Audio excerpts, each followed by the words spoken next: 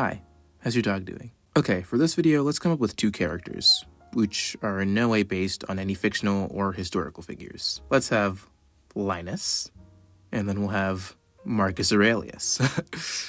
Okay, so both of these people want to learn a language. So what do? Linus wants to learn a language. He sets his time for, let's say, 5 p.m.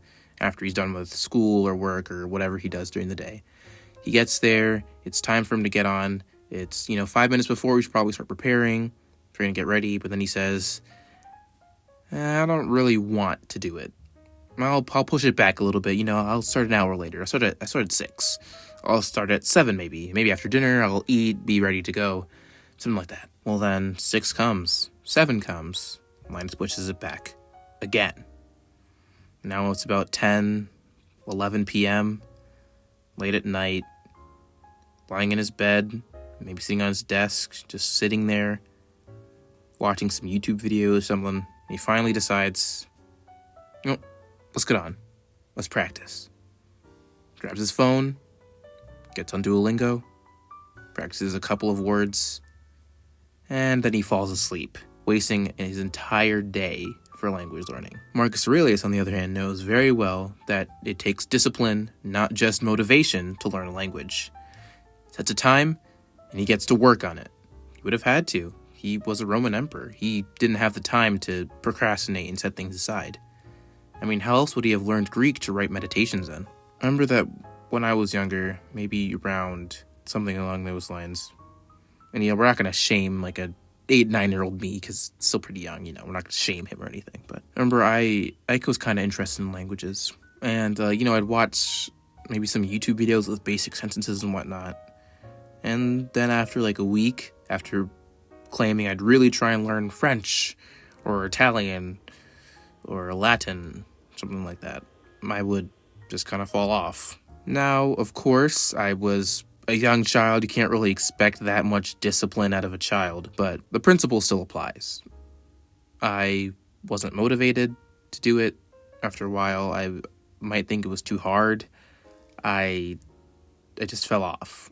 And I'd sit there and I'd just try to understand why I didn't want to. I just felt like I didn't want to, but there was, for some reason, I just couldn't get the motivation to do it.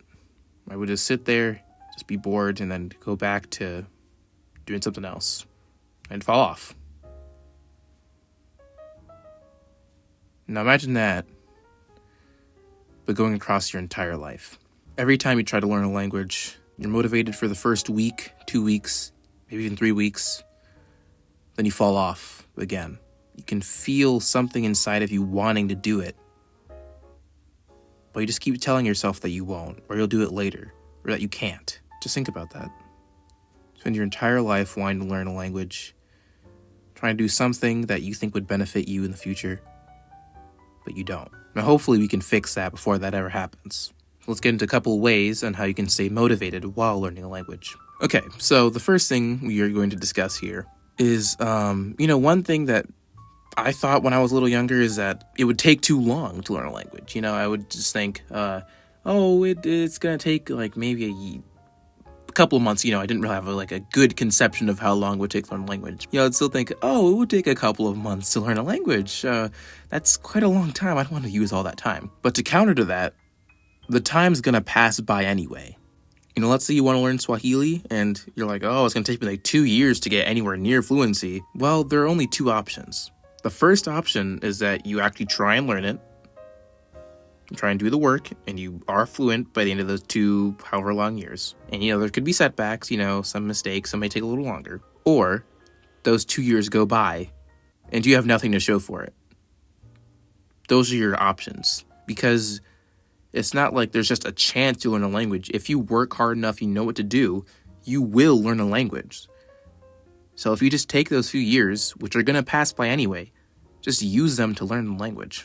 That's something I thought a lot when I was younger that would just stop me from doing so many other things, not just learning a language. I would just think, it's just going to take too long to do this, so why would I even try? Well, the time's going to pass by anyway. Either you're going to have nothing to show for it after those couple of years, or you're going to start after those 2 years, which you could have just started 2 years earlier and already had some progress down, or have even completed the goal. So I think that's pretty important to keep in mind. The next thing that you can do to stay motivated is what I would always recommend to do with anything that you want to do consistently or regularly is to make a habit tracker. It's going to be very simple. Just get a piece of paper, write down each day for the month, and then write down whatever habits you want to do. Make a checkbox on paper, and then put on your desk, put on your wall, somewhere where you can see it. So that way every day when you do it, you check it off. And it doesn't matter if you spent 2 hours practicing a language or if you just learned one word that day. Once it's the end of the day, if you've done anything related to that language, just check it off, because the point isn't necessarily to do the whole thing. It's just to make sure that you're doing it consistently, because once you're doing it consistently, we can always work up from there and get you to do more and more. What's most important right now is that you can at least be consistent with learning the language and not fall off. So it's okay if all you can do right now is just learn 5 words, or all you can do is learn one conjugation of a verb. That's okay. Doesn't matter. I would just recommend that you don't check the box until the end of the day, so you have some motivation to still do it later on. I mean, for me, that's how I pretty much have gotten consistent with any habit.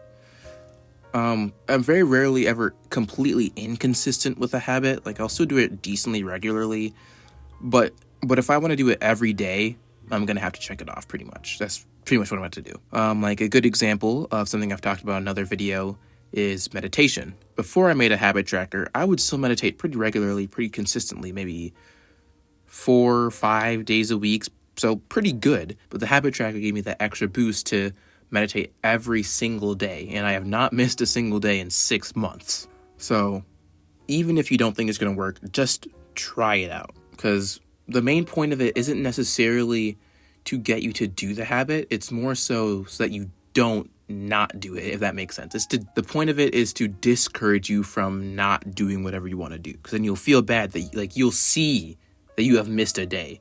You'll feel bad because you can see that you missed a day, rather than just keeping in your head that, oh, I think I did it pretty regularly. Like, a good example for this is exercise. My exercise routine it's 6 days a week. When I don't check, like, when I think about it, I think, oh, I've done pretty well this week. When I look at the habit tracker and I've only done like 4 days a week or something, because I don't know, I had some kind of competition to go to for a sport, or I had something else to do and I was just being a little lazy, and just something like that. But, even that's an improvement over just doing it 1 to 2 days a week. The goal isn't necessarily to be perfect, but it's to be better than where you are right now. And I know a lot of people are going to respond to this and say, oh, I can just remember it. I can keep it in mind. It's very unlikely that you will. You should check it off, even if you think you don't need to, just to be sure that you're doing it. Because these are the excuses that lead you to not being motivated and not actually doing what you want to do. Okay, so our final point will, I guess, kind of be a comment or a complaint, I suppose. I just wrote here in my notes, it's too hard. I just want to talk about this point for a little bit. The first thing I want to mention is that this is probably the first language you've learned besides your native language. That will always be the hardest language to learn, no matter what. Does not matter if you're a child, if you're an adult. Doesn't matter if you could be a teenager, you could be old, you could be as motivated as possible and disciplined. It doesn't matter. That will always be the hardest language for you to learn, no matter what the language is. You could be learning Afrikaans, you could be learning Russian, you could be learning Bengali, you could be learning Bulgarian. It does not matter. The first language you learn after your native language will always be the hardest one. So it's okay if you're not good at learning a language yet. You're going to get better the more that you learn. Second about that is that you might have made it a little more difficult for yourself. For example, you might not be actually learning the language effectively. The best way to learn a language is not necessarily by learning it, by what's called language acquisition. So what language acquisition is essentially when you're exposed to a language and you have to learn it in a naturalistic way. You have to learn it essentially how a child learns their first language. You have to derive that from context. Now, that doesn't mean you can't be told stuff like grammar or told a few words, But the point is that most of the language will be learned through context. A good example of this is with Latin.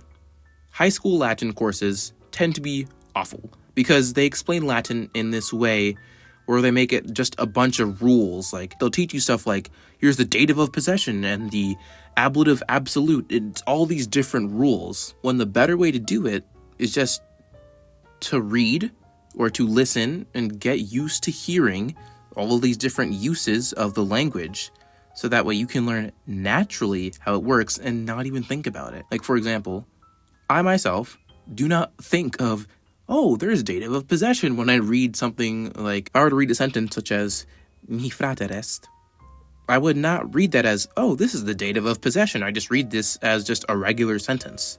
You have to learn it to speak it and to listen to it and to read it and to write it naturally. So that's the best way. And a lot of people don't do that. They learn it as if they're learning a new skill or something with all these different rules, rather than just learning it as if it's a language. But that can be its own video later. This one will make your language learning journey a little longer, but I do think it'll be worth the benefit. And that is to learn Tokipona first.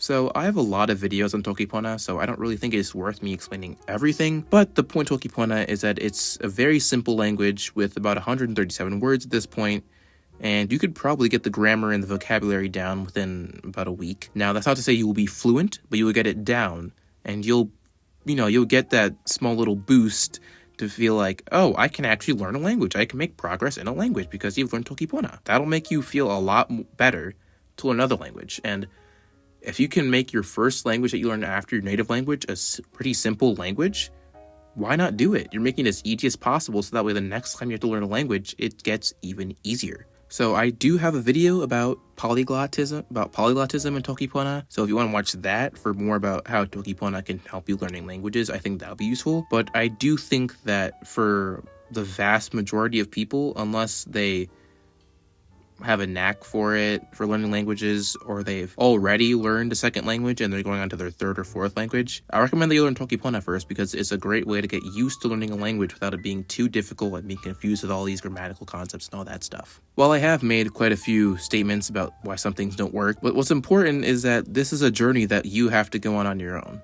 I cannot tell you everything that you have to do, and I can't make you do it yourself. You're going to have to put in the work and do it yourself. Eventually, you're going to have to sit down to study. And I think we should gain discipline for that as well. Discipline is what we need, but motivation is what we want. So I think what's most important is that you gain discipline to learn a language before you get that motivation. And a good way I kind of learned discipline was through exercise. I mean, sure, I just talked about how I only worked out for 4 days a week one time, but doing exercising and meditating as well, very good. That's probably where I've learned more discipline from, actually. But meditating and exercising are great ways to learn discipline, because, these are repetitive actions that you should be doing generally every day or somewhere around there, at least pretty regularly around the week.